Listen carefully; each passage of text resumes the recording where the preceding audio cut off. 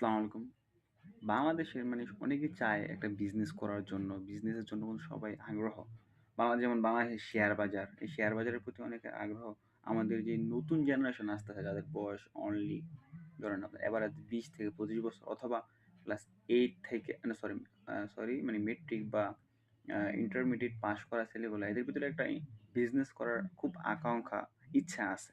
But চাইলেই কেউ এই ধরনের বিজনেস করতে পারতেছে না বা ইনভেস্ট করতে পারতেছে না। ধরেন একজন মানুষের কাছে ৳১০০ আছে বা ৳৫০০ আছে বা ৳১,০০০ আছে। ওইটারে সে একটা ইনভেস্ট করবো, এটা কিছু একটা প্ল্যানিং করে চাইলে পারতেছে না। যেমন আমেরিকার বাজারে কারো কাছে যদি $১০ থাকে অথবা $১০০ থাকে, বাংলাদেশী টাকা এভারেজ নিয়ে বলতে হয়। ধরেন কারো কাছে আমাদের বাংলাদেশের কাছে ৳১০০ আছে বা ৳৫০০ আছে বা ওদের কাছে যেরকম ৳১০০ আছে বা ৳৫০০ আছে, সে চাইলে একটা শেয়ার কিনতে পারে। মানে কিছুটা এনালাইসিস করে বা না করে আমাদের বাংলাদেশে শেয়ার কেনাটা সহজ না।